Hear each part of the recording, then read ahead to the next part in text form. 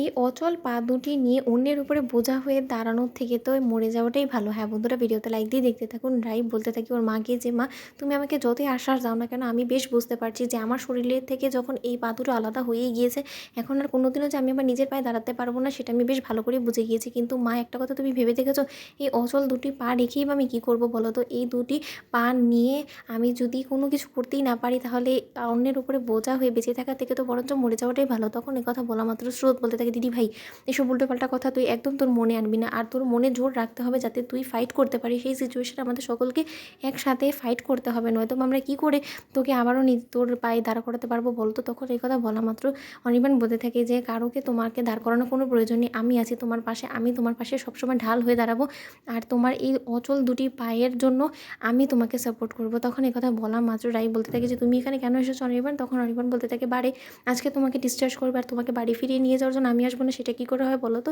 তখন এই কথা বলা মাত্র অনির্বাণ বলতে থাকে যে, হাত বাড়িয়ে যে চলো রাই। তখন রাই হাতটা ঠেলে দিয়ে অনির্বাণকে বলতে থাকে যে, অনির্বাণ আমি কি একবারও বলেছি আমি তোমার সাথে বাড়ি ফিরে যাবো বলো তো? তোমার সাথে বাড়ি ফিরে যাওয়ার কোনো রকম কোনো প্রশ্নই ওঠে না, কারণ তুমি আমার জীবনের একটা জঘন্য অতীত ছিলে, আর সেই জঘন্য অতীতটাকে অনেক আগে আমি পিছনে ফেলে এসেছি।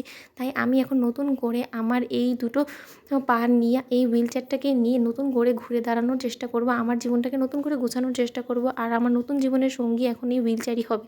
তুমি দেখে নিও, আমি আবারও চাকরিতে জয়েন করব, আর আমি আমার মতো করে আমার নিজের ভাগ্যটাকে এবার লিখব, নাকি অন্য কেউ আমার ভাগ্যটা নির্ধারণ করে দিবে। তখন এই কথা বলা মাত্র অনির্বাণ বলতে থাকি যে, রাই তোমার এতটা ক্ষোভ, এতটা অভিমান আমার উপরে এখনও পর্যন্ত, তুমি একবার অন্তত আমাকে ক্ষমা করে আমার সাথে শেষবারের মতন বাড়ি ফিরে যাও। আমি আর কোনোদিনও তোমার সাথে অন্যায় অবিচার হতে দেবো না, আর কোনোদিনও তোমাকে মিথ্যে সন্দেহ করে তোমার সাথে এরকম যে ব্যবহার করবো না। রাই, একবার আমার উপরে বিশ্বাস করো। তখন এই কথা বলা মাত্র রাইয়ের মা বলতে থাকে যে, খবরদার রাই, কোনো মতে এই অমানুষটার উপরে আর বিশ্বাস করিস না। একবার বিশ্বাস করে কিন্তু ভুল করেছিস, বারবার করে এরকম বিশ্বাস করে অন্তত আর যাই হোক না কেন, তুই যদি এবার আঘাত পাস তাহলে আর কোনোদিনও যে তুই নিজের পায়ে দাঁড়াতে পারবি না সেটা অন্তত আমি ভালো করে জানি। তখন এই কথা বলা মাত্র রাই বলতে থাকে যে, মা আমাকে বরঞ্চ তোমরা বাড়ি ফিরিয়ে নিয়ে যাও, আমি এই মানুষটার চেহারাও দেখতে চাই না। এই মানুষটা যতদিন পর্যন্ত আমার সামনে থাকবে ততদিন পর্যন্ত আমি যে সুস্থ হতে পারবো না আর লড়াই করার জন্য মনে জোর পাবো না, সেটা আমি খুব ভালো করেই জানি।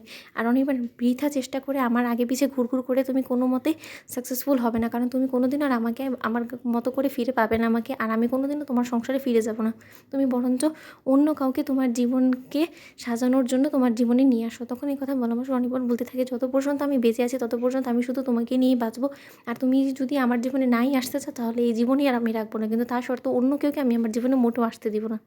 তখন সূর্য এসে পড়ে রাইকে পিক করার জন্য, আর বলতে থাকি যে, আন্টি আপনাদের একদম ভাবতে হবে না, আজকে আমি আপনাদের সকলকে হসপিটাল থেকে বাড়ি অবধি ড্রপ করে দেবো। তখন রাই বলতে থাকে, সূর্য সেসবের কোনো প্রয়োজন নেই। তো বন্ধুরা, ভিডিওটি ভালো লেগে থাকলে লাইক, কমেন্ট, শেয়ার করে সাবস্ক্রাইব করতে ভুলো না।